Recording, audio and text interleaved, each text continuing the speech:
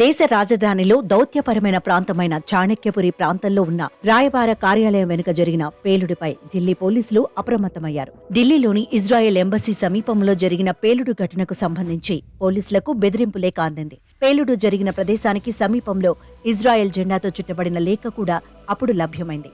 ఈ లేఖలో ఇజ్రాయెల్ రాయబారులపై అనుచిత పదజాలం ఉపయోగించబడింది. దీనికి ఏదో ఒక తీవ్రవాద సంస్థతో సంబంధం ఉన్నట్లు అనుమానిస్తున్నారు. ఈ లేఖను ఫోరెన్సిక్ విచారణకు పంపారు.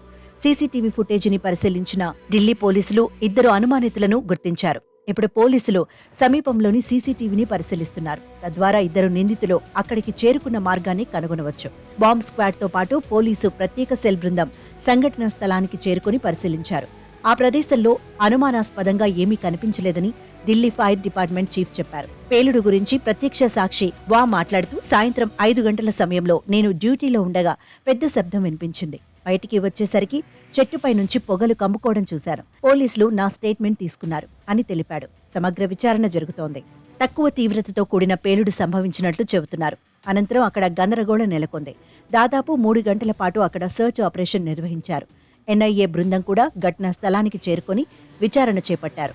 ఈ పేలుడులో ఎవరూ గాయపడలేదు. సంఘటనా స్థలంలో పేలుడు పదార్థాల అవశేషాలు కనుక్కోలేదు. పేలుడు వార్త తెలియగానే ఇజ్రాయెల్ ఎంబసీ చుట్టూ భద్రతను పెంచారు.